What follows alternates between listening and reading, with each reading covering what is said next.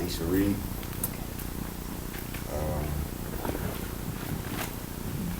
And we can pick up from there. It's pretty much dealing with the Nazarites oath, what the Nazarites were. Just kind of give you a little small description. Nazarite oath was a set apart people of the set apart people, meaning if you've been keeping up with Torah portions all month, it's been dealing with holiness and how to be set apart, set apart from different from the nations. We know that set apart doesn't just mean being separate from the other nations, but also just living among the nations and among their culture, and also still being made set apart. So where you're recognizable among the nations as being a certain group of people that keeps a certain set of laws and commandments and statutes. But what the Nazarites oath was, these were people who tried to refrain from society at all, not even deal with them. They were set apart. They wouldn't normally live inside big cities or major cities. They would normally stay out in the wilderness or in the countryside, and pretty much live off the land, live off their own ways. They had their own community set up. For if y'all are Messianic or anything, you would know that a lot of the city of Nazareth was also, or outside of Galilee, was a big place for Nazarites. A lot of Essenes and Zealots were known to be Nazarites as well. And these were just pretty much people who were just not involved inside the community. Inside the major cities or or try to refrain from major influences that would bring certain things upon them, or pretty much even attempt them to become unholy or ungodly, or just tempted in that sense. And also I was going to go over three things.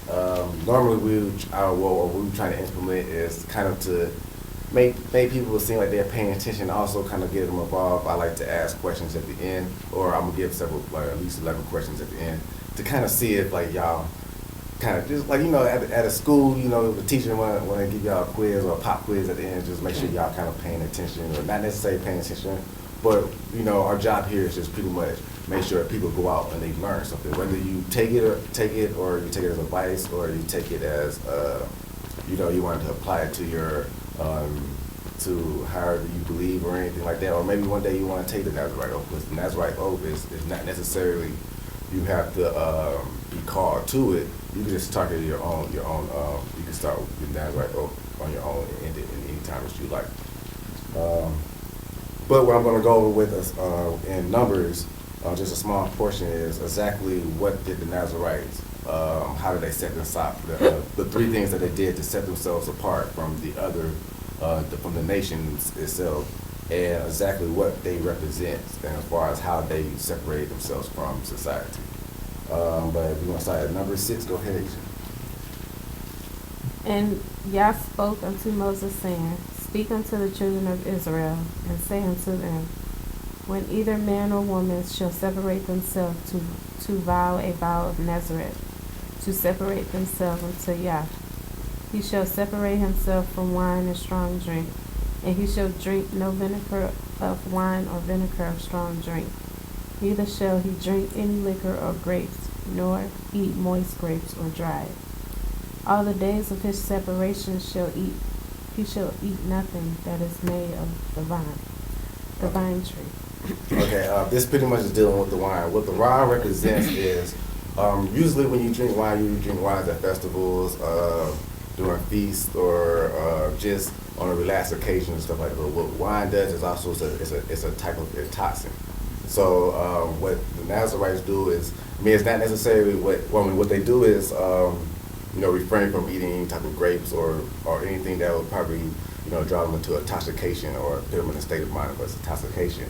And also, this also could mean in a spiritual sense as well, trying to refrain from anything, from drinking anything that can intoxicate the mind spiritually as well, like dealing with,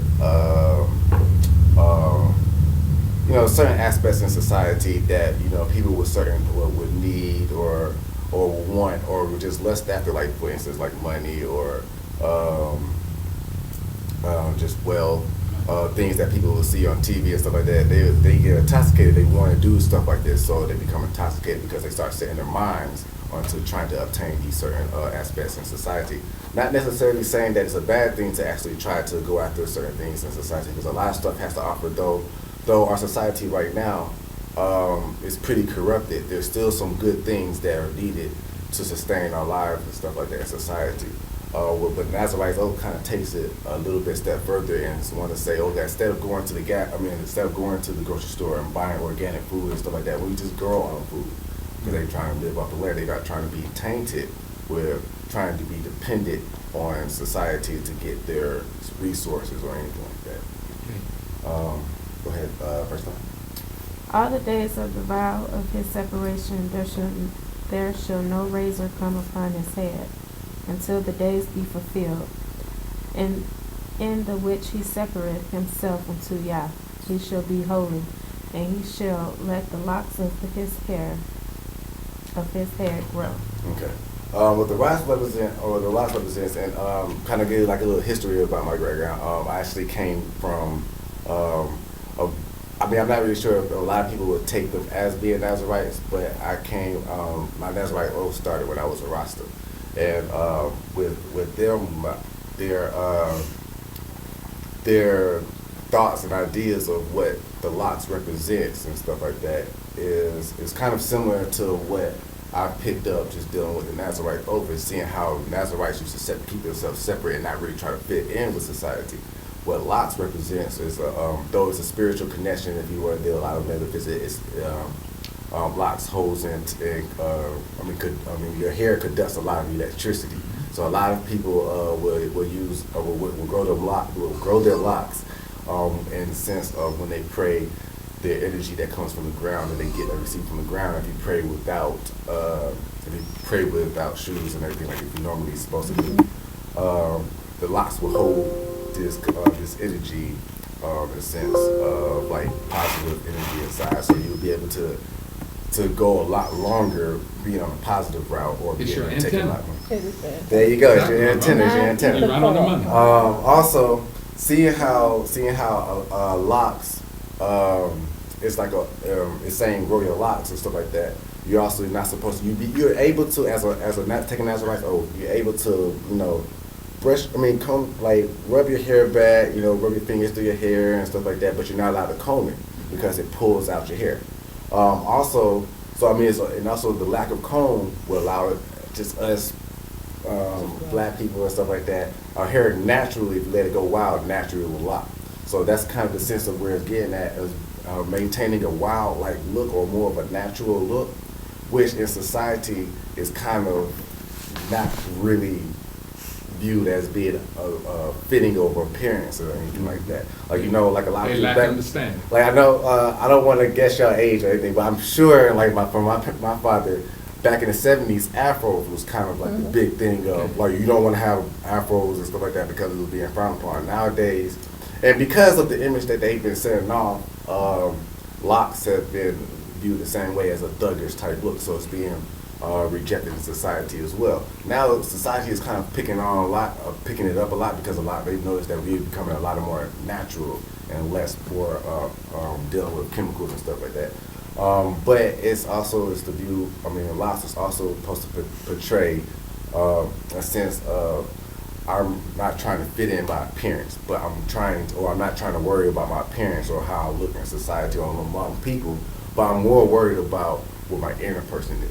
So when you're not really worried about how I look, if you think of like the high school jockey or the popular girl and stuff in high school and stuff like that, she was they would care about how they look, stuff like that, but their inner personality and stuff like that was ugly and stuff like that. But it's the nerd type, kind of quiet person, didn't really care too much how he looked or anything like that, had the best personality.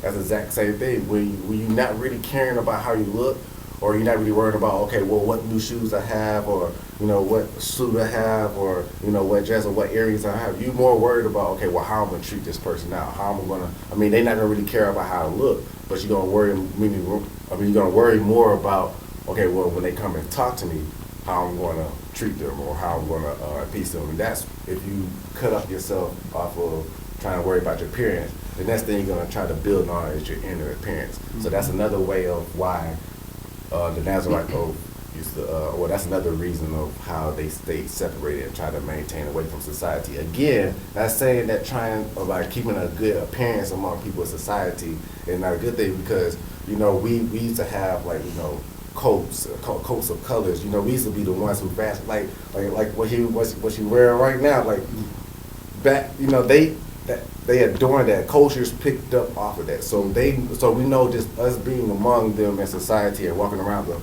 they picked up a lot of our cultures and a lot of our customs and stuff like that, a lot of our clothing and stuff like that. So it's not saying that we should maintain a certain appearance, but if you're taking the separation of the old, the whole separation is to not worry about what your outward appearance is, but to focus more onto your inner appearance. Okay, go ahead. All the days that he separate himself unto Yah, he shall come at no dead bodies. He shall not make himself unclean for his father, or for his mother, for his brother, or for his sister, when they die, because the consecration of his God is upon his head. All the days of his separation he is holy unto Yah.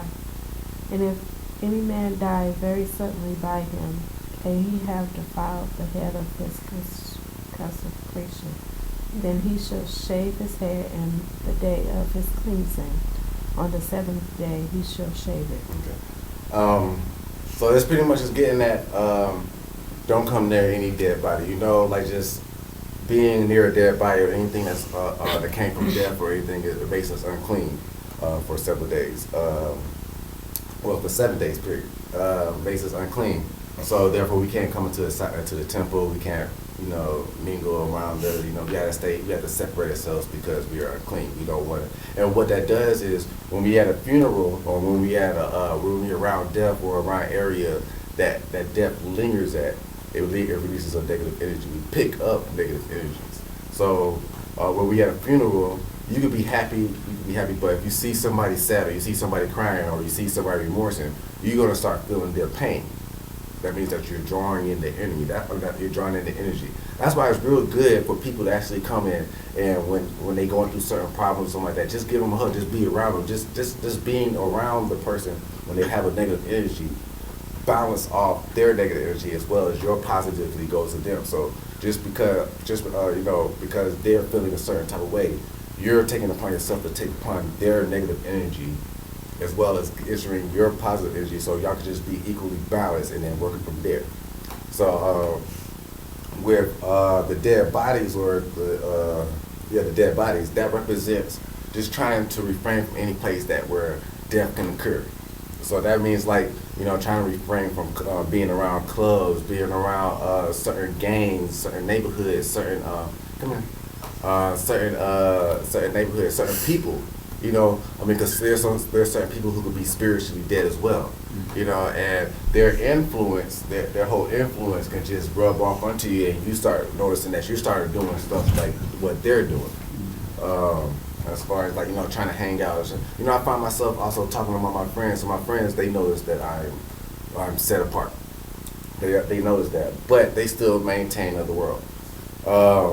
And stuff like that. But they know that I don't do certain things. I don't go to certain clubs. I don't, I don't drink. I don't try to do, you know, they notice. They notice about, you know, my different change in life. But I stick around them just in case, you know, that day that they like, okay, well, or they have any questions or anything like that, I'm there. They always come to me for certain advices and, you know, what should I do there and stuff like that. But as far as like going to different places that cause like chaos or cause destruction, they could bring death upon you, you want to try to avoid that area just so you won't be around that certain type of area. Okay, and she's pretty much done, because I'm gonna go ahead and start with our first prophet. Well, because there was three major prophets. Well, there was three prophets. Well, two and impossible if you're in the New Testament. There's three. That was very well known to be Nazarites. The one that's in the Brit Kadeshah is Johanna the Emerson. Emerger. The next one would be Samson, and the last one would be the prophet Samuel. These were people who was pretty much chosen from birth, because like I said, there's different ways that you come in to be a Nazarite. You can either do it from just deciding that you want to be a Nazarite and want to take this vow and want to be separated to consecrate yourself to the Lord, to the Most High, or you're chosen from birth. And the three prophets that I named was chosen from birth, in the sense. And the one that I'm gonna deal with today, and the reason, I'm gonna also give a reason. Also, the one I'm gonna deal with today is Samuel, and the reason why that, and also before I go into Samuel, I just want to kind of give the reason why they had set apart people. And I kind of gave it time, kind of in the beginning, but this was kind of happening also in Samuel days. Read Samuel 3:1. It says that there was no visions, or a lot of visions happening around in that time. So it means that in the word of Yah was very precious in that days, and that's because it was very limited. There was no prophecies, there was no books being passed around. All thing they had was one scroll going around. Correct me if I'm wrong, because you have some knowledge. I don't have my elder here to actually tell me, but there was pretty much one scroll going around, and everybody had to come to a certain place named Shiloh just to hear the Most High. And so it was very, very limited. Unlike when the Kingdom of David was set up, where it was multiple altars set up, and he had one major house, but there was multiple altars set up, multiple judges going around, and it was a little bit more easier to obtain. Also, they had prophets to be able to keep order in check. In these days, in the time of just before Samuel, there were nobody to keep the priests or anybody in check. The priests and everybody were the people who was the ones who was keeping in check. But yet they had certain priests, and we'll get into who these priests were. That was pretty much corrupting the society, and pretty much corrupting the temple period. Kind of like how we have going on today among our and not even wanting to say among Israel, but we do have some corruption going among Israel, which is messing up some of our people, and it's coming from the higher ups. And if you learned about that if you learned about a couple of weeks ago, we dealt with how that can cause divisions if the high priest wasn't set up a certain way. If the sons of Aaron wasn't set up a certain way, even up from the sons of Aaron, they start corrupting as soon as they came out and they received the commandments. Actually, I don't even think they received the commandments yet. And Moshe was coming off the mountain, and they was already in the midst of corrupting there. But then Aaron's sons continue on the corruption. And as we see here, these are still Aaron's sons continuing the corruption. So we're going to pick up at 1 Samuel 1:1. 1 Samuel 1. Yes, sir. Maybe help you with the reading, bro? Yeah, if you like. First He should give you a thumbs up too. Want to start with verse 1? Yeah, I saw my sister give me a thumbs up. 1 Samuel 1, start with verse 1, bro? Yes, and then we're gonna go from verse 1 all the way, and I'll just let you know when to stop. 1 Samuel chapter 1, verse 1. Now there was a certain man of Ramah. I'm sorry. I also like to kind of like deal, just me personally, I like to deal with the coordinates, so we actually know like the names and what the names mean as well. That's also going to be one of the questions that I'm going to ask. Okay. Exactly what names a certain means, because names actually is pretty important when they kind of describe their characteristics as well. Exactly. And exactly what's going on here. So if I stop you and I ask you, okay, well, do anybody know what the name? If you know the name, but if not, I'll let you know. Okay, continue. I'm sorry. Okay, no, that was a good injection.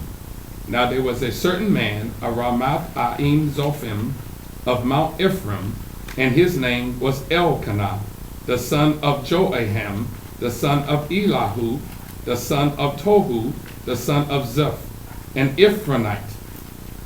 And he had 2 wives. The name of the one was Hannah, and the name of the other Peninnah. And Peninnah had children, but Hannah had no children. Okay, pause for a second. Okay, does anybody know what Peninnah means? Before I just want to say this, my elder. I don't know if that's who y'all referring to, Elder Prince. I think I finally made it. Shabbat shalom. Shabbat shalom, Elder. Shabbat shalom. And right now we just doing. I'm kind of doing like portions of the tour. Right now I'm in Samuel. That I was telling you about the other day. I was telling you about earlier. Okay, go ahead. I'm sorry. Anybody know what Penina means? We had one thing though. Well, yeah, she know we went over it last night. But That still counts. Yeah, thank you. I'm not taking it over, but I kind of want to see if the crowd knows before I know she gonna know. She better know. I love that. Beautiful spirit. I love that. It means pearl. Pearl, exactly. Pearl or jewel, pearl or jewel. Pearl or jewel. My stepmom's name. And does anybody Really? know what Hana means? Ah, nice. Hana means grace or gracious. Grace or gracious, exactly. It's Beautiful grace names. or gracious. And That's part of mine, bro. Beautiful names. this and grace was kind of jewel, and grace is kind of tell you the kind of characteristics that they had. This kind of makes it sound like Penina was like her being jewel, which means that she was really favored. She was very precious. She was beautiful. Had like pretty much the life, Beautiful spirit. glamorous, and everything. She wanted everybody wanted to be like her. She was to be, the Beyonce, of that time. And Hana being gracious and stuff like that means that she wasn't quite favored like Penina, but everybody felt her remorse. She had a humble kind of character. It sounds like she had a real humble character. Like she tried to do everything right, but just everything just kept on going bad. But everybody's still like, oh, she, like felt remorse for her. Still was her friends. Like, I'm still gonna kind of hang around you because I know that you're lonely. You're that kind of a grace around a person and stuff like that. And it's not necessarily saying that it's saying that they was making her like the weak link or anything like that. It was just, I'm sure that they enjoyed her character, her personality and stuff like that. She didn't have quite a great appearance as her sister wife did, but she had more of a gracious, humble spirit, more of a soothing spirit to be around, more of a pleasant to be around. So everybody kind of gave her grace and stuff like that because of her personality. That's the difference between, when I was getting with like the Nazarite trying to be appearance, and she was more of a set apart just based off of just her inner appearance and her inner beauty and stuff. If you want to continue, I just wanted to clear it. Verse 3. And this man went up out of his city yearly to worship, to sacrifice unto Yah of hosts in Shiloh, and the two sons of Eli, Hophani and Phinehas, the priests of Yah, were there. And when the time was that Elkanah offered, he gave to Penina his wife, and to all her sons and her daughters portions. But unto Hannah he gave a worthy portion, for he loved Hannah, but Yah had shut up her womb. Okay, here as we see, like Elkanah seemed like he was a pretty good husband. He pretty much did what it was meant to have both of his wife. And seeing how Penina was the one who actually gave him his heirs, the heirs to his throne, and gave him his children. He did what was right by giving her the fattening of the portions and everything of his land and of his inheritance. But what he did with Hannah, as you see, is like as her name suggests, she was more graceful, she was more humble, she was more caring, which pretty much draw Elkanah more closer to her, which means that he felt more like, okay, well, she deserves so much. Even though she didn't give me no kids, still like her personality and her spirit was still, gave my love. So he gave her the wealthy portions of it. So even though like you could have like all the land in the world, but it's not fertile, but the one fertile piece, that one that grows is one that matters the most, and that kind of shows the difference of how he felt towards the two. But I mean, even in this situation. Okay, go ahead.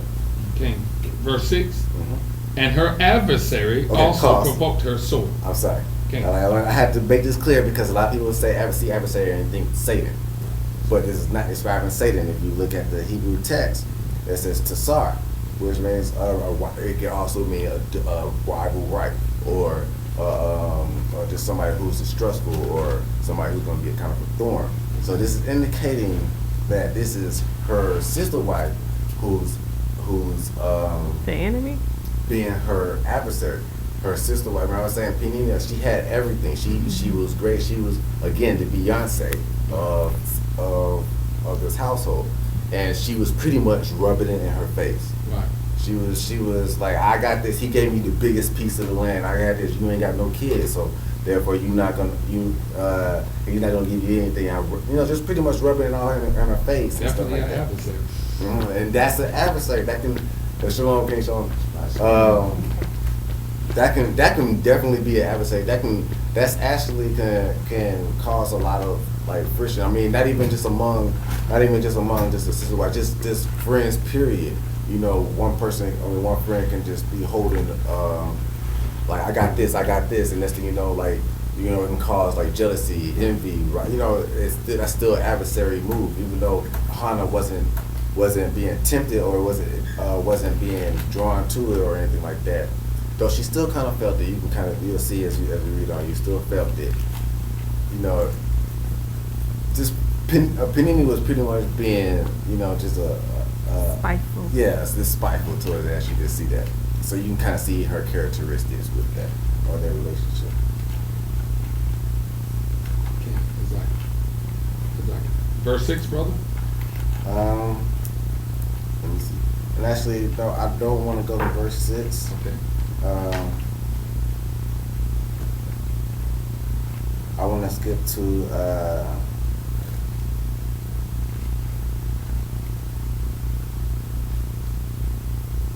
I'm scared. Okay, no, continue. Verse 6, King. Yeah, continue. Verse 6, and her adversary also provoked her sore for to make her fret, because Yah had shut up her womb. And as he did so year by year, when she went up to the house of Yah, so she provoked her. Therefore she wept and did not eat. So Then, go ahead. So apparently Penina was not even letting up. Like Hannah had to go through this day in, day out, even in the temple. Apparently, Hannah had a certain spirit that she kept on pleading to the Lord. She was pleading to the Lord, but yet she was being disturbed she still had like a little thing inside her because her sister is behind her, pitting in his ear, being the adversary. So like this was awesome. Like she pretty much cannot escape. So you kind of, just further into the relationship, you see, their relationship. Okay. And as you stated, my brother, in verse 7, it's identifying who the adversary is. There you go. Yes, exactly. You're correct. Exactly. Yes, Exactly. Thank you for that. so she's not giving her no rest, huh, brother? None at all. Verse 8, brother. Okay. Then said Elkanah her husband to her, Hannah, why weepest thou, and why eatest thou not, and why is thy heart grieved? Am not I better to thee than 10 sons? Okay, so pretty much Hannah knew, she wasn't fulfilling pretty much her wifely duties.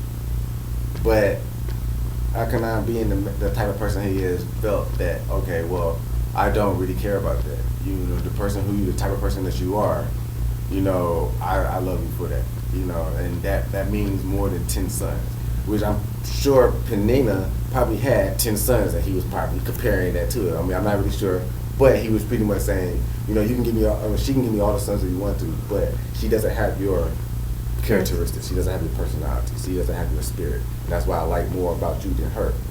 And that's why, that kind of explains the reason why he gave her the wealthier portion, and why she had the bad, and pretty much how she was treated. He was seeing it. I'm sure he was seeing how this was happening. So, but you want to continue a couple more verses. Verse 9. So Hannah rose up after they had eaten in Shiloh, and after they had drank. Now Eli the priest sat upon a seat by a post of the temple of Yah. And she was in bitterness of soul, and prayed unto Yah, and wept sore. And she vowed a vow, and said, O Yah of hosts, if thou wilt indeed look on the affliction of thy handmaid, and remember me, and not forget thy handmaiden, but will give unto thy handmaiden a man child, Then I will give him unto Yah all the days of his life, and there shall no razor come upon his head. Okay. So as we see, that was she offered him underneath that Nazarite oath with the no razor, and also he kept him separated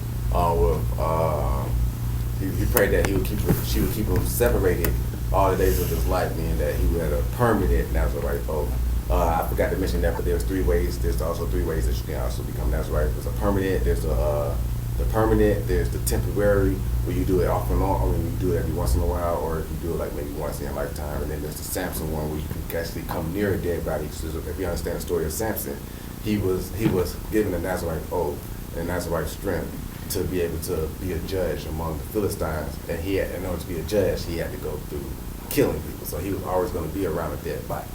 So, but as we see, that he came through as being birthed and not being necessarily he was being consecrated by his mother. He was being consecrated by his mother. I also want to, since we got to that, I'm going to go ahead and skip to chapter 2, verse 11, which is going to pretty much, excuse me.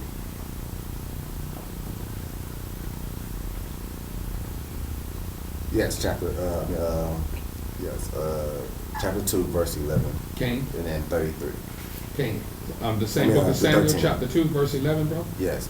Cain. And Elkanah went to Ramah to his house, and the child did minister unto Yah before Eli the priest. Okay, so here, Samuel was born, consecrated, given to Eli. Eli then took him and raised him among, separated from society, and raised him as if he was his son. And as we see here, the more that the child grew, we see him as a young child right now in the house of the Most High, but he's walking around pretending to be a priest. You know how a little kid will come in, you can see a little prince or something like that. He might sit on a throne or something like that with his crown on, might have his dad cape on or something like that, his dad's staff or his rod or anything like that. But just pretending to be a king because he's preparing to be a king, because one day he's going to be a king, but he can't wait to be a king, so he's going to pretend to. He's also, as you also see, he's ministering. If you want to continue down to, I'm sorry. Go ahead and continue. Because I just wanted to show that as a little kid, a little child, Samson seemed to pick up urges to minister. Go ahead and continue. Okay. Now the sons of Elah were sons of Belial. They knew not Yah. Pause. Okay, so does anybody know the word for Belial? The Hebrew word, what it means for Belial? Belial. The sons of Belial. Because remember, they sons of Eli, but then they were sons of Belial. It was of the Remember seed, Abigail sad, referred to her Satan, husband. like, It was wickedness. Remember Abigail referred to her husband. the son of Belial. Mm-hmm. He was wickedness of his Okay, yeah. That's another word she used as well. Wickedness is part of it. And I'm absolutely right. If you look at the definition, all those definitions are underneath the definitions. But the word I was looking, she knows the word that I'm looking for. Okay, what did you think? He's worthless. If you They are was wicked, you worthless. are this word. Worthless. What's the word? Worthless. Worthless. Worthless Yeah. means Okay. nothingness. But it comes from the word bel, which also means nothing in Hebrew because it also replaces the actual name of the deity. So they were sons of nothingness, meaning they was actually sons of a certain deity, but they didn't want to put the name of the deity in that sense. So, but there was a certain deity that was going around, and it kind of gives you a hint. I picked this out yesterday. Actually, when it came across, just remember what the word Bel means, and then Belial has to mean something dealing with a bell. And them being sons of it, but them not knowing the Most High. Yet them still being at Shiloh, where Shiloh is the first place that the tabernacle was ever permanently set. So exactly who are they dealing with? And if you want to continue to read, verse 13. Verse 13? Yeah. And the priest's custom with the people was that when any man offered sacrifice, the priest's servant came while the flesh was in seething with a flesh hook of 3/10 in his hand. Okay. This right here is what stuck out to me. If you know ancient Greek mythology, or if you listen, or if you watch like DC comics or anything like that, there is a god or a superhero that carries a 3-pronged hook. If we remember, they are dealing with, in this time, they're dealing with the Philistines. What was the Philistines' deity? Was Dagon. Dagon was a god of the fish, or a god of the sea. So they were dealing with a Poseidon type character, or a god from the sea and stuff like that, which we know today as Poseidon or Neptune. Aquaman. Aquaman. But this is what they were dealing with, and this is the type of deity that they was bringing into the temple.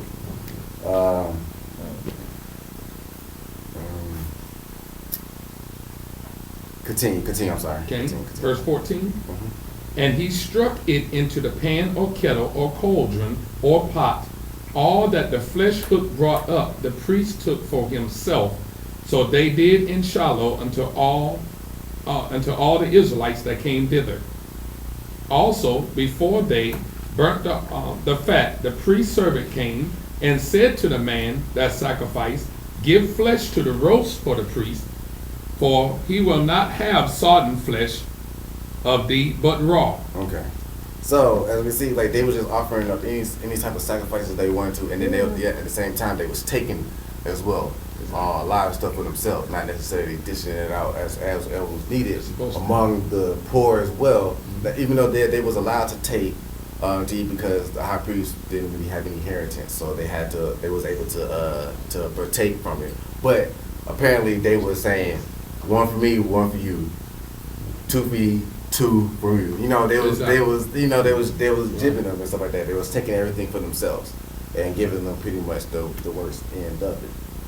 If you want to, Elder, if you want to go to verse 8, we're gonna go back to kind of like what we're gonna go back to.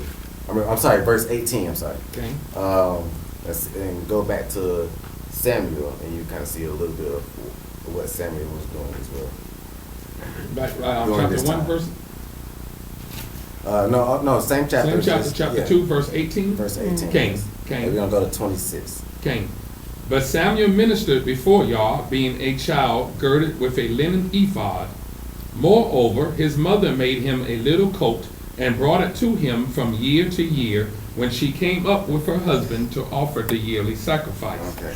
So as we see, as I was saying earlier, he would dress up as a priest or something, even dress up as a high priest, and would pretend to be a high priest. And as you see, like he's just him being set apart. He's not influenced like how Eli's two sons were being influenced, but then yet he was being influenced like how it was originally supposed to be, and yet now you see him pretending to be high priest, but yet even though he's pretending, he's actually doing the ways. So the more that he's doing it, the more that he's becoming accustomed to it, more it's like nature to him. Okay. Just like how the more that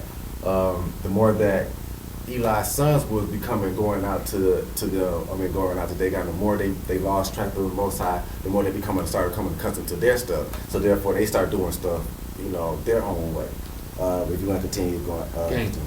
Cain, verse 20. And Eli blessed Elkanah and his wife and said, Yah giveth the seed of this woman for the loan which is lent to Yah, and they went unto their own home. And Yah visited Hannah, so that she conceived and bare 3 sons and 2 daughters, and the child Samuel grew before Yah. Okay, so as we see, Hannah got what she wanted plus more. That's it. She got her son. Cause remember, she said all she wanted was a son, and then she would give her only son, because she didn't even know that she was gonna have. She wasn't even knowing that she was gonna even have this son. So the only son that she was gonna take, she was gonna give to the Most High. The Most High saw this and said, "Okay, well, fine. I'm gonna give you 5 more, or I'm gonna give you 5 more kids." So as you see, Hannah got her blessings just from doing that step. Okay. 22. Verse 22. Now Eli was very old, and heard all that his sons did unto all Israel, and how they lay with the women that assembled at the door of the tabernacle of the congregation. And he said unto them, Why do ye such things? For I hear of your evil dealings by all this people. Nay, my sons, for it is no good report that I hear, ye make y'all's people to transgress. If one man sin against another, the judge shall judge him.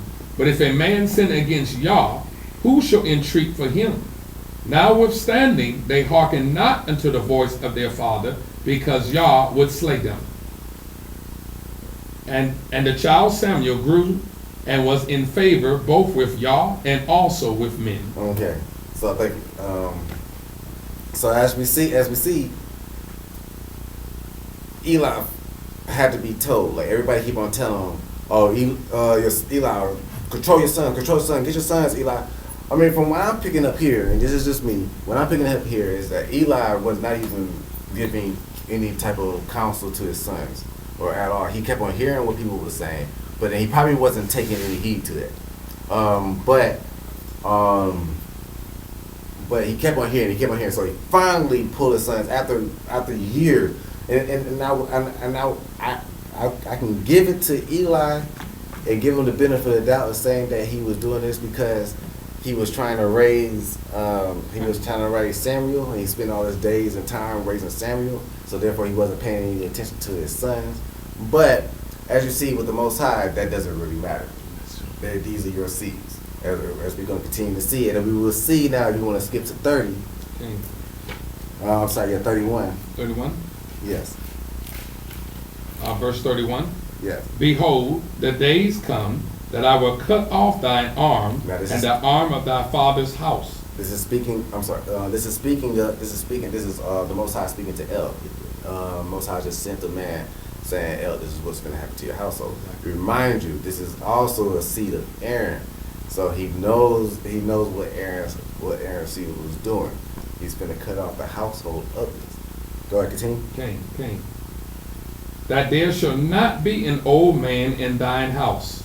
It's not good news. Not at all. Not telling a dude who's seen all his generations pretty much. Go ahead. Okay. And thou shalt see an enemy in my habitation, and all the wealth which Yah shall give Israel, and there shall not be an old man in thy house forever. And the man of thine, whom I shall not cut off from thine altar, shall be to consume thine eyes, and to grieve thine heart, and all the increase of thine house shall die in the flower of thine age. So this is also saying that, this is terrible. That means that in their peak of their age, they're gonna die off. Everybody in this household, meaning that their household is gonna survive for a split second until maybe they about 20, 25, Right. maybe 30. Probably will give you 35, but that's it. You're gone, and you're gonna think that they have it all, and something's gonna happen. Right. Apparently, they all die. I don't know if you read over that, but they all end up dying by the sword. So a lot of them are dying by the sword. So apparently, they think they pretty much the man, and they go out and they try to do whatever, but yeah, they end up getting killed by the sword. Go ahead, continue. I'm sorry. Continue. Okay. And this shall be a sign unto thee that shall come upon thy two sons, on Hophni and Phinehas. In one day they shall die, both of them. And I will raise me up a faithful priest that shall do according to that which is in my heart and in my mind, and I will build him a sure house, and he shall walk before mine anointed forever. Okay, so as we see, the priesthood household doesn't change. It's no longer under Eli's, but now it's going. And as we see, now you see the reason on why exactly Samuel was set apart, and he was set apart as a Nazarite. It's just so the Most High was preparing him to take over this role where he's gonna be set up forever. And if we know the roles of Samuel, he sets up the throne of David. He anoints the throne of David, and which is the throne of David ends up being forever. So everything pretty much Samuel was touching at his time was becoming forever.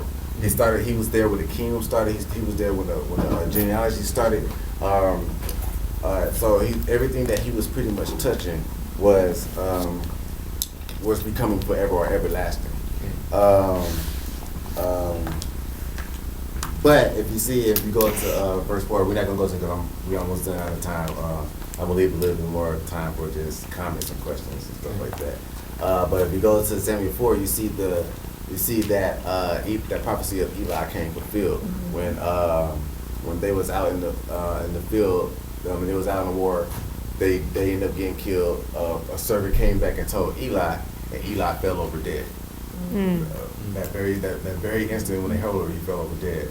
So the whole moral, the whole gist of this whole thing that I kind of felt that I needed to come and share is that it's the reason why the Most High sets aside His people. Not only does He have a set aside people called Israel, or that He called His only begotten. He has just from them for when they go out to the city. Because remember, they was going when this vow was issued. They was going through certain cities. They was just out of Egypt, and they was going through certain cities, obtaining resources as they was moving through the desert as well. And when they were going back around these cities or go, kind of merge through these cities and stuff like that, he had to keep a certain people set aside so they wouldn't pick up on traditions when they go into the cities and stuff like that. Also, as you see with Samuel, he sets up he sets up aside because everybody was so tainted, and yet there was no scriptures going around, just freely floating around in that word, and the word of the Lord was so precious, where it was so thin that yet if the Most High didn't set aside Samuel, then his whole kingdom and his whole plan would have died with Eli's sons. They would have ended up corrupting. They would have been the ones who ended up corrupting the whole nation. So just these set aside people, and as we see today, we have certain set. Just being in the civilization right now, or the society right now, we still are called to become somewhat like Nazarites, meaning that we try to refrain from eating certain foods, not because we want to, but kind of because we kind of have to. Right now, you kind of say we're being called to, or we're being ordained to become like Nazarites because of what they put into our food. What they got displayed on certain media, what they got displayed on certain TVs, or certain images that they're trying to put out to make us represent and stuff like that. That we have to become separated, even among being separated. Even among living as Israelites, we can walk around having the attire and looking Israelites saying Shema Israel and stuff like that all day. But how are we actually living? Are we actually walking like it? Are we actually talking like that? Are we actually eating like them? As we see, like we are, called to be kind of set apart for the day that we said that we need to become the saviors and the redeemers of the nations. We won't, when we go through the nations, like to set everything straight, we won't get influenced like Eli's children, but we'll become like Samuel and already be ready to face on whatever temptations that we have. And not only can we face them, but we can overcome them by a large amount, And also, I was going over this yesterday of like different the levels of where I can see the Nazarite vow sets us among where those are set apart. And as we know, we have a line that's on one side of the line is death, and the other side is life. And then in between is guaranteed. Then you have Torah, which is the state of holiness, which means that from Torah on, you're guaranteed life. You're going to live forever. But on this side, even if you go underneath Torah, or if you break a certain law or a certain statute, you slowly start dwindling your way back over to the line of death.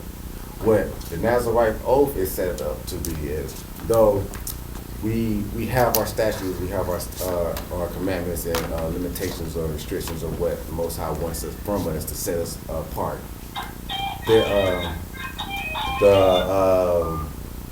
The Nazarite vow, what it does is takes us a little bit further, so we won't even be tempted to try to break one of the commandments that we just learned, to actually dwindle back over to death. What the Nazarite oath was to kind of keep us on the side where we won't even know it. we seem like we're not even exposed to it. So when we get to a certain age, this is all we know. We programmed to be like this set apart, this much set apart, just not to really care about our image or anything like that, or our personality or anything like that. But yeah, I'm sorry, I don't want to keep on continuing to go on, because I can go on all day. But yeah, I mean, that's my. Anybody have any comments or questions they want to ask?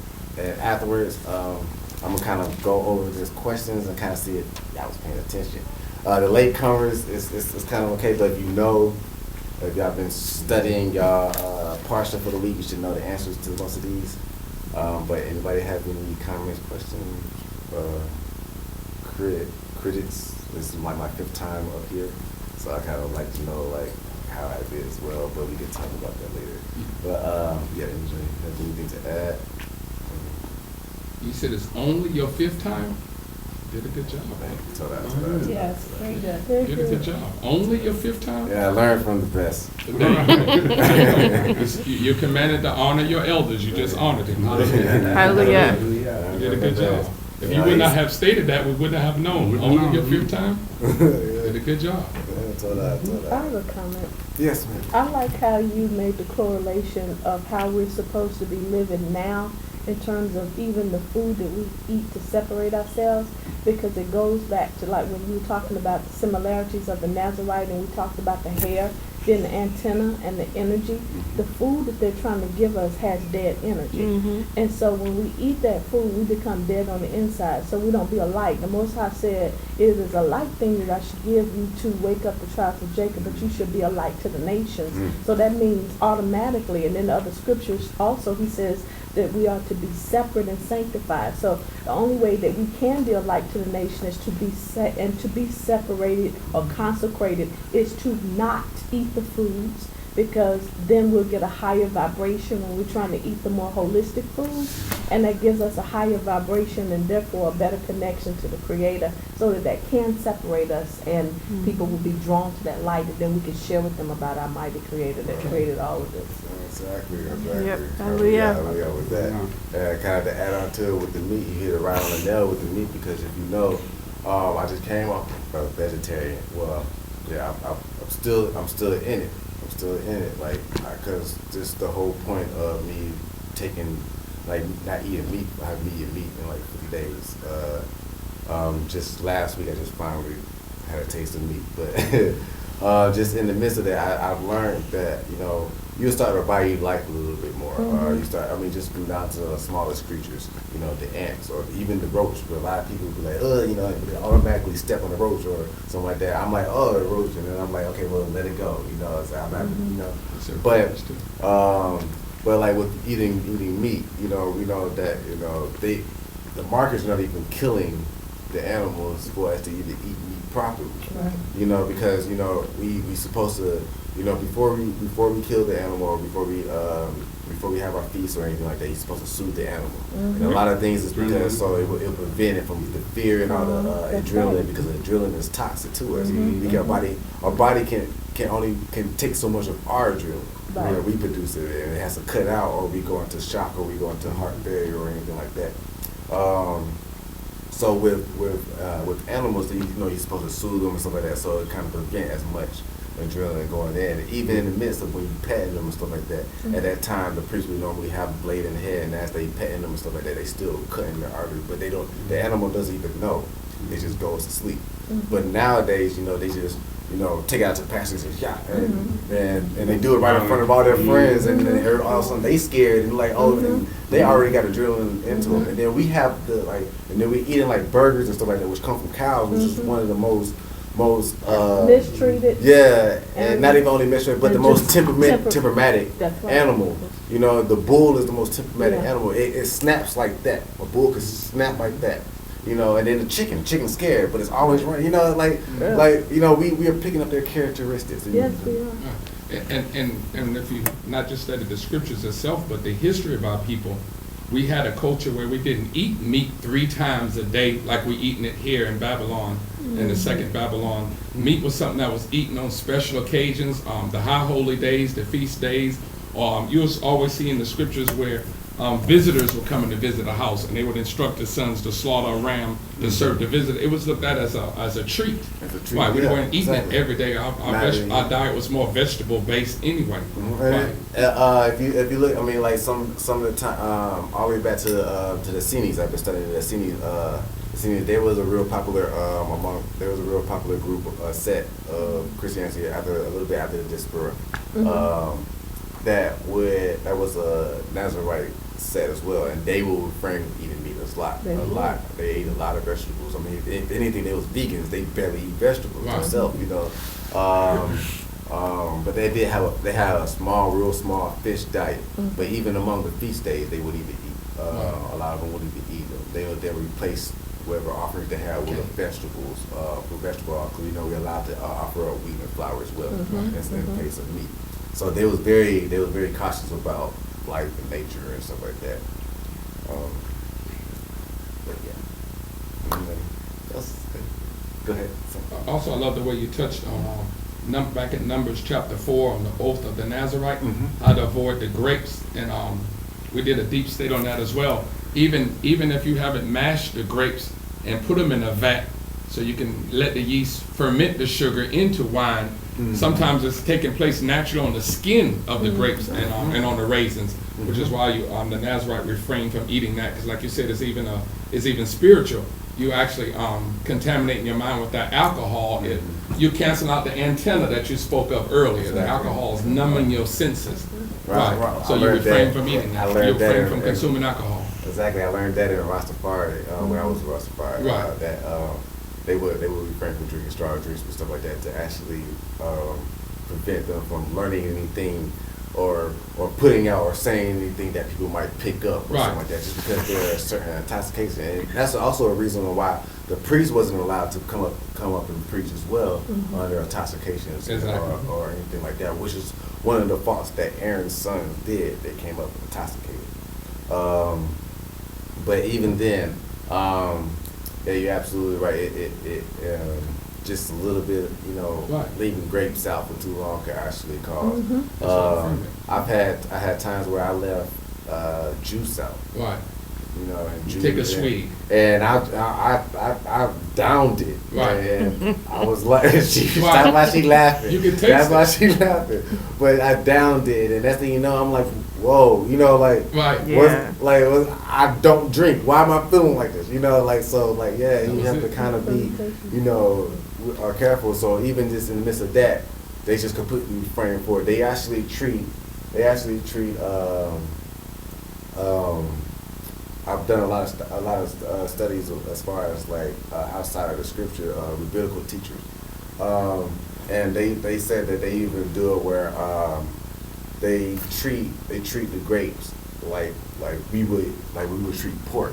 If a grape even touches, or if it's even mixed inside of it, like it doesn't even have to be completely grape. If it's like like a fruit punch, but the fruit punch has grapes in it. Right. They wouldn't eat it. Right. Raisin bread. They wouldn't eat it. Same thing with like the hair. If they have, you'll see a lot of like people. You can tell a lot of people who's taking the oath because their hair is wild and stuff like that. They don't twist it. I try to keep it maintained and stuff like that. But if you ask my wife, she knows I let it free grow. Right. And it's because they don't really put no chemicals or anything in it that will allow their hair to fall out or anything like that, or they don't brush it because they don't want their hair to fall out. You have to keep it in the natural state. That kind of falls under the heading of putting a razor on it, right? The same concept. You're removing some of the hair from the follicle. Exactly. Right. Exactly right. Because I can't remember the exact. Forgive me, I can't remember the exact scripture and verse, but there's a commandment that says, if a man is about to perish, give him strong drink to ease what's on his mind. It's dulling your senses. Right, which is why under the oath you do the opposite. You refrain from it because it's going to dull your senses. Your sense receptors are going to be dulled by alcohol. Exactly. Even with among medicines, a lot of medicines, over the counter medicine, don't really fight whatever you have as far as flus or colds. All they do is just null lower the body. Exactly right. But your body is still naturally fighting the system, but the system's not doing. All they do is just put you on a certain spell or a certain, That's what it you know, is. pharmaca. If you know anything about pharmaca. Pharmaca, sorcery. Sorcery, exactly. So they put you on a certain spell or anything like that, so you won't feel the pain or you won't feel, you know, discomfort or anything like that. But yes, I enjoyed that. But I'm gonna go ahead and do a couple of things. You know, it's only 11 questions. I know you gotta kind of roll on and stuff like that, but it's only 11 questions. So take it to about 4 o'clock. Then at 4 o'clock we do kind of a break or anything like that. If you want to kind of mingle or anything like that, take bathroom breaks or anything like that. But at 4:15 we'll come back and he'll do the tour portion. Anyway, question number 1. Anybody knows what the Nazarite oath and the 3 things that that the Nazarites did to separate themselves from society?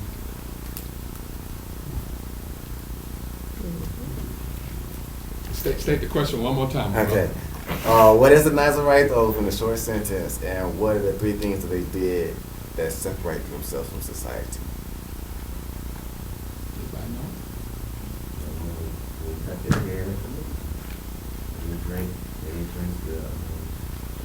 Nothing off the vine, anything off the vine.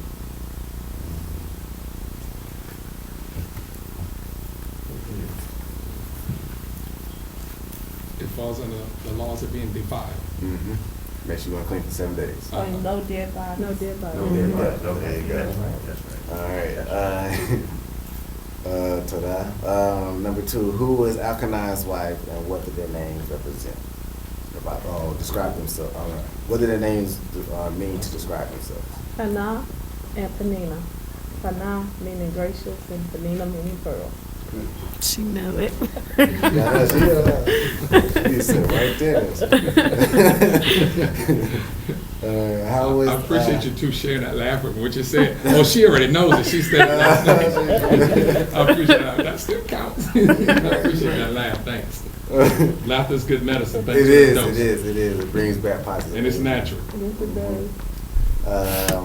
What was the wives? How was the wives' relationship? They were rivals. Ooh. Yeah. Ooh. What did Penina receive from her husband, and what did Hannah receive from her husband? Nina received a portion. Hannah received a worthy portion. Okay.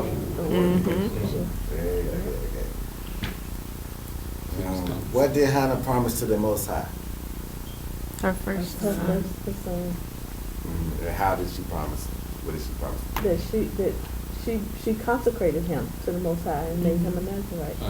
There was no regular coming. That's quite a spirit. Mm-hmm. Right. When you really think about it, that's quite a beautiful spirit she had. Basically, here she is longing for something to where it's troubling her spirit. And she's telling the Creator, if you bless me with it, I'll give it to you. I'll give it to you. Now that's I quite hand a it over. spirit. Okay, Right. and you know when they went into when they handed it over, like they was very limited. I'm sure that they didn't even live in Shiloh. Right. Yeah, They lived. One was in I Ramah. just had it on the tip of my tongue, but it was a city in what was Yeah, the it hill? was one of the cities. Ramah. So They you had to know travel. that was a long way, and the only time they came was maybe like once or twice a year for a festival. Right. Came. That's the only time they saw it. So yeah, she was still back to being not like a mother in a sense, Right. taking care of raising her kid, but then yet, you know, it's just make me a mother. Exactly. And you can have whatever. Just Right. make me a mother. Just That's think of all. that spirit. Right. Just Yeah. make me a mother. Right. And I want to add something to that. That does show her spirit of graciousness and humility, because when she did that, she honored her word to the Most High. So she didn't break her vow. So one, she did not make a rash and hasty vow. But she nursed that baby for 2 to 3 years. Right. Okay, so I nursed my Good. son Caleb until he was almost 3. We have such a tight bond.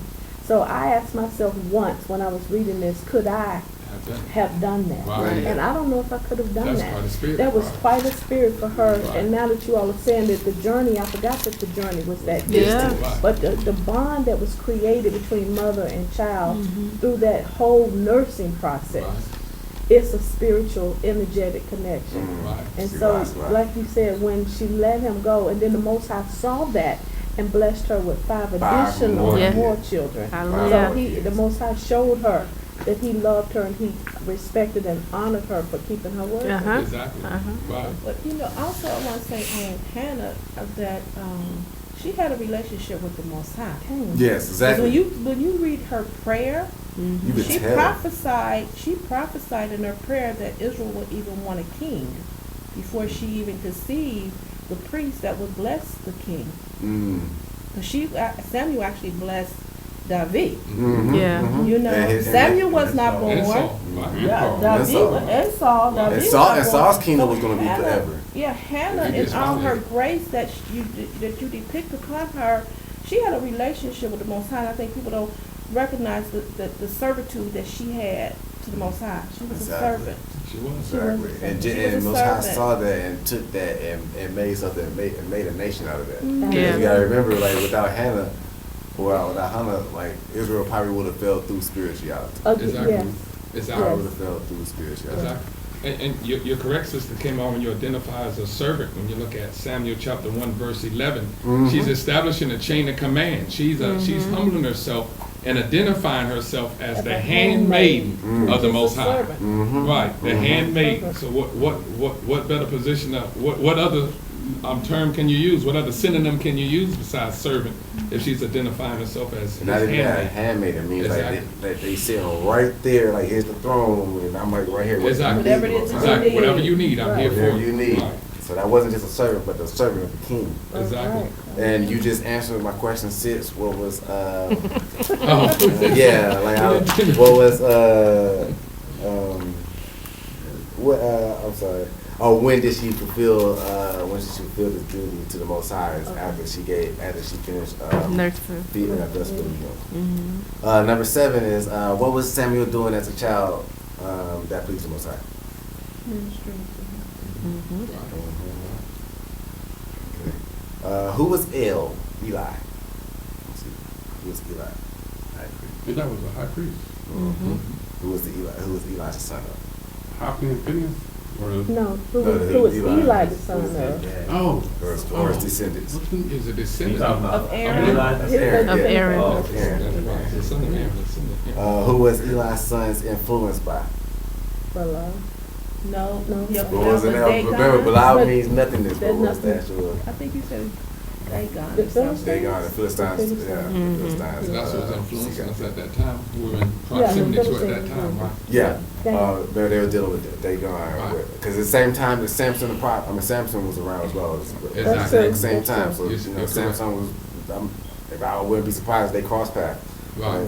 But Samson, this was Samson. Who was Samson was fighting? And later David was fighting. Yeah, It was exactly, David. later David, yeah. Same people, right.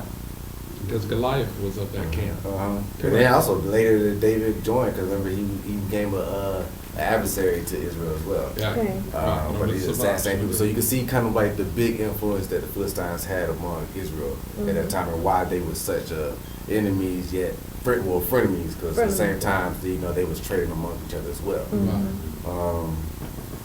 Okay, number 9. Who? Oh, I'm sorry. I already said. Well, I already gave that answer. I'm sorry. Who was Bela? What does Bela mean? It means worthlessness. Okay. What was Eli's sons doing to the congregation? I mean, in the congregation. It was 2 specific things that I was looking for, but it was 2 specific sleeping with the things. women at the congregation. Yeah. It was doing real wickedness.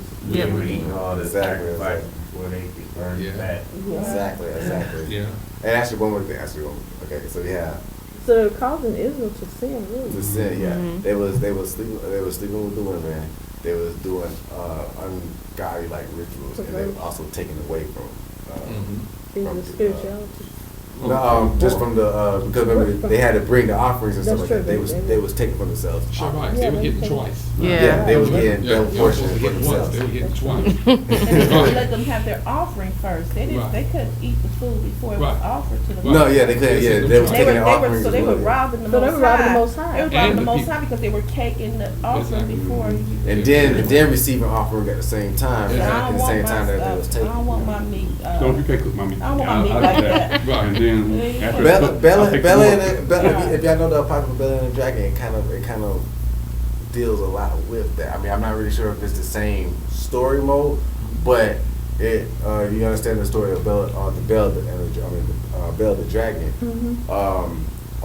Where the priests or so discovered, or one of the prophets of Israel discovered that the priest was stealing food, but then they was pretending that it was gods that was eating it. Right. But then he prayed out some salt or anything like that, Yeah. and he saw that the footsteps of the priest was doing it. Yeah. So that's kind of like the same sense that they was doing as well. Right, same, basic, same scenario. Yeah. And the last question, what was given to Eli from the Most High? What prophecy was given to Eli from the Most High? His sons will be dead. Eli? There'll never be an old man in his house. Because It of wasn't life good. change. When his sons die, he will die with them. Mhm. Yeah, it wasn't good. And, Yeah, the same So I have a thing. question for yes, you. ma'am. Most High put that and he never changed it, right? So eventually, did all of the seed of Eli End up dying. I would End up say dying. from Eli's house on down. on down? No, there was a There was- son. There was a son. Yeah, I think he said there was not going to be an old man. So Then- he right, thought that's that what I'm easy. wondering. Yeah, they still having sons. I'm wondering if they still having sons and they're still dying in their youth, in their. It said Oh. forever. That's Yeah, what it I'm said wondering. forever. Because he didn't say I would cut you Cut you off off, out of the right. land of the living. Right. He said that you would not live to be an old age. Flower, yeah. Right. You die Good in a flower. question. Yeah. Ooh, makes sense. So, Yeah, Didn't they think said about that. forever. Right. Didn't think about that. And I was. so yeah. you know, the husband and wife could have children. Husband could die at 49, but the son lives to 20 or 30, and then he had a son, and on down and on That's down it. like And that. nobody lives past And nobody the 40. lives Right. past the 40. And if you kind of think about it, I mean, it would make That's a good way to sense. find a high priest. You're going to find a son of Aaron. Find somebody who never have an old man in their Who's happening? household. Who's Who happening? always, every family That tree, might be possible. nobody gets to be 45. You have Right. to that. That's It's a probably way to the son of identify the seed. I mean, Everybody. if you think about it, I mean, this also comes from my interpretation, but what That's you been saying the would make father, sense. father. Would make sense to me. I mean, especially if you're a New Testament believer or you follow the New Testaments or anything like that. You think Yohana and Yahushua both died young, and they were supposed to be seeds of Aaron. They supposed to came from the line of Aaron. They both died. And a lot of priests died young as well. Being killed. Priest and prophet was young. Was being killed as well. Because Israel, of course, was slaughtering them as well. So, Priests, yeah, they were killing you know, priests. But yeah, it makes sense. It makes sense. You know, I'm gonna have to do Well, some research on that. well, I've been somewhat dealing with that. I was sharing with Sister Kaya. I've been married twice, and both of my ex-husbands died at the age of 49. Where they from? Where they from? Aaron. I mean, where they from? Levi. Aaron? Oh, so Where it they just from? Are they from South Carolina, Greenville, no, they were Alabama? from Cincinnati. Both of them were from Cincinnati. Hmm. But it just made me that thought had came to me a while back before even just conversation, in consideration of my sons and sharing with them, because you know that we're in the generation, whereas this generation that's to confess the iniquities of their forefathers and their own. Mm-hmm. And so, most has been dealing with my spirit to speak to them, because we don't profess any tribe, you know, because don't know. Don't know. Exactly. Right. You know, but, but I think that's something for, and just sharing, Right. yes, for me to be considering. Still seeing right. Okay. I'm gonna do some research. I'll get back to you on that. Well, if that's it. We're gonna go ahead and take a little break. We went over 7 minutes. 7 minutes. We'll be back at 4:20. Would that be good for you? Okay. What did the elder say? 4:20. Oh, Oh, the elder, oh, no, I thought you No, were referring yeah. to the elder. I was saying, what did the Oh, elder yeah, I say? read 420, that's fine. One day apart. Okay. And Prince Abakaya take over for Torah. All right, shalom, everyone. Shalom. Shalom. Good class, bro. Good class. I told her. Good class. Did they have strange illnesses or was it a car crash? Or? Yeah.